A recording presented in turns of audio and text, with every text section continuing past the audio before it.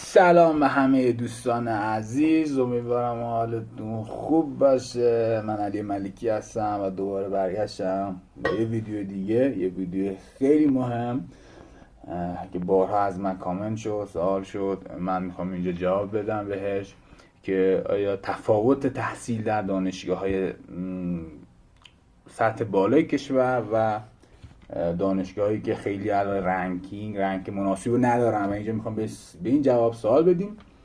و همینجوری که میبینید من حالا میدونید یا اگه جدیدید، من علی ملکی هستم، دانشجو ارشد اسپورت اینجری از دانشگاه تهران و لیسانسم رو در دانشگاه پیام‌نور گرفتم و الان دانشگاه تهرانم کنکور دادم و حالا رتبه شدم و آمدم توی دانشگاه تهران و ویدیوهای من هست چی رتبه بشی و اینا هست، میتونی اونو ببینید. حتما اگه توصیه میکنم اونو ببینید اگه ندیدید. خب دوستان عزیز، خیلی از من سوال میپرسن من خود دانشگاه پیام‌نور درس بخونیم و مثلا دانشگاه دولتی نمیخوایم برم، اینا چه پیشنهادی داری؟ ببینید بچه‌ها، بیشتر به سوالشون دارم آینده شغلیه. آیا مثلا کسایی که دانشگاه پیام‌نور آینده شغلی ندارن؟ ببین بچه‌ها، هیچ چیز ثابتی نیست. خب کسی که دانشگاه پیام‌نور درس خوندن الان در سمت‌های بالایی هستن. بارها من دیدم و میشناسم افرادی که این هستن و افرادی که هستن دانشگاه تهران و دانشگاه شریف درس میخونن و الان بیکارن. خب پس این هم هست. ولی اگه نگاه کنی نرخ رو نگاه کنی، در مجموع کسایی که دانشگاه خوب کشور درس خوندن خب آینده شغلی بهتری دارن یا موقعیت‌های شغلی بهتری دارن، هم به صورت مستقیم هم به صورت غیر مستقیم. پس من توصیه اکید میکنم به شما اگه میتونی در دانشگاه خوب کشور درس بخونید. خب ولی اگه مثلا شما در دانشگاه پیام‌نور درس میخونی نه ناامید بشی، خب میتونی با پتانسیل خودت بری و موفق بشی. پس اینم از این. مثلا چی دانشگاه تهران چرا میگه غیر مستقیم و مستقیم میتونه برای ما کارآفرین باشه؟ چرا؟ یعنی میتونه موکل. چرا؟ چون که اول جو رقابتی زمین تا آسمون فرق میکنه. من تو دانشگاه بودم پیام‌نور، دانشگاه آزاد همینجا غیر انتفاعی که اصلا هیچ چیزی بدتر. خب رقابت ها زمین تا آسمون فرق میکنه. افراد پرنفوذی که تو دانشگاه هستن زمین تا آسمون فرق میکنه. اساتیدی که دانشگاه تهران هستن اکثرا سمت های بالای کشوری داشتن. بعد اینکه محیط دانشگاه کلا به کوب فرق میکنه. یعنی اینجا همه زمزمشون مقاله دادن فلان و اینا و مهاجرت و اصلا هیچ چیز عجیب غریبی. ولی که تو دانشگاه سطح پایین میگم از هر 100 نفر یکی دو نفر خب بیان و اونم که اگه دانشگاه پیام‌نور اگه خوب باشی نمیمونی. اینو بهتون اگه شما دانشگاه پیام‌نور دانشگاه آزاد یه فرد پتانسیل بالا داشتی 100% خودتو میکشی و میاری بالا. این از این. پس اینم هست. پس این تفاوت جویش هم خیلی زیاد. بعد این که عرضم به خدمتتون که همین که بحث نفوذ اساتید هستش. حالا برای اساتید شما یه سمتی داشته میتونید از اینا کمک بگیرید، حالا نزدیک بشید و اون پتانسیل خودتون نشون بدید و بتونید بیاید جلو.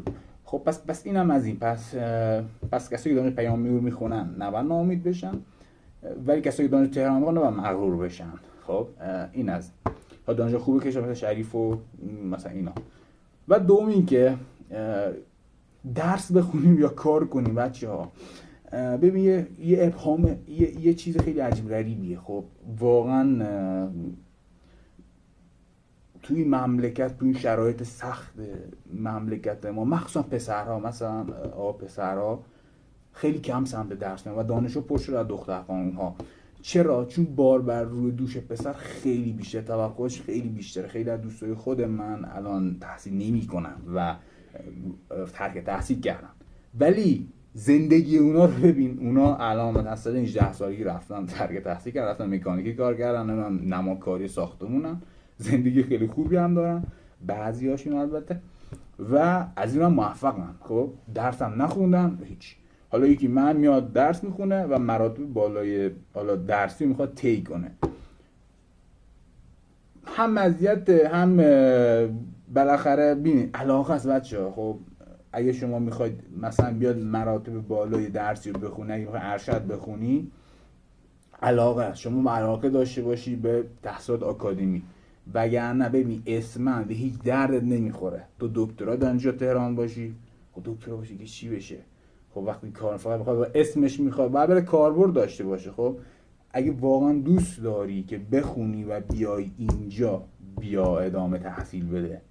اینجوری نباشه فقط به خاطر اسمش اصلا برو همین دانشگاه چی، دانشگاه اصلا هر دانشگاهی، من نمیگم مثلا دانشگاه آزاد، مثلا دانشگاه سختگیر کمتر، اصلا تو وقت عمرتو داری میذاری. چرا مثلا باید دکترا بگیری وقتی که هیچ کاربردی برام نداره؟ خب برو کار کن، باور کن. این من توصیه به همه میگم. اگه من اینجام به خاطر این علاقمه، خب من قراره تا ته این داستانو برم، چون به شدت علاقه دارم به محیط آکادمیک و تحصیلات آکادمیک، مخصوصا ریسرچ و اینا. برای همین موندم، وگرنه منم در اصلا 18 سالگی خب دیگه درس نمیخوندم. خب نمیدونم دیپلم میگرفتم مثلا، که حداقل کف شما یه چیزو باید داشته باشی دیپلم. واقعا میرفتم کار میکردم، کار آزاد میکردم. خیلی هم درآمدش بیشتره، خیلی هم میتونه آینده شغلی بهتری داشته باشی.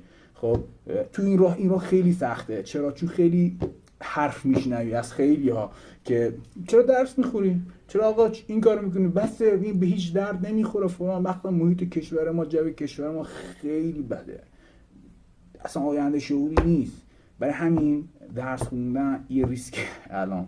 خب حتی میگم در درس خوندن دکترا چیزی نشی. درس خوندن دکترا مثلا 30 سال 27 سالته تا این دکترا میخونی، بعد میای شغلی میری 10 تومن 15 تومن بهت میدن. یه کسی که دوست تو که مثلا شغلش آزاد بوده 18 سالی ول کرده رفته الان داره کار میکنه، اون داره ماهی 50-60 میلیون میگیره، مکانیک برقی ساختمونه.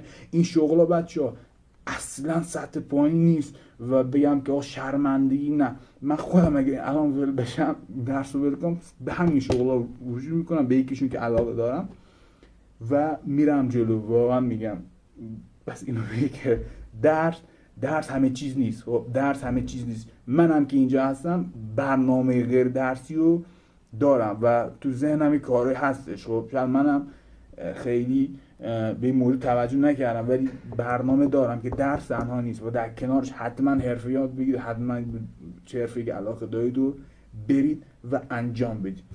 دوستان عزیز این ویدیو بود، امیدوارم که این ویدیو براتون مفید باشه و تصمیم درست رو بگیرید. درس، کار، اینا هیچ کدومشون بچه‌ها چی نیست. من سرفکندگی نیست. اگه تحصیل نکنی، تحصیل بی همه ما قراری دکتر بشیم، همه قراری درس بخونیم، پس اینو دقت بکن. خب اگه دوست داری این سمت رو بیا و اگه دوست نداری واقعا بکش کنار، برو دنبال کاری که واقعا داری، نمیدونم هر چیزی، خیاطی، آشپزی، کوزه‌گری، کوزه سفالگری، برو دنبالش، موفق میشی. اینو فراموش نکن. کاری هم به حرف دیگران نداشته باش، چون تو علاقه داری، تو راه موفق میشی. امیدوارم این ویدیو براتون مفید باشه.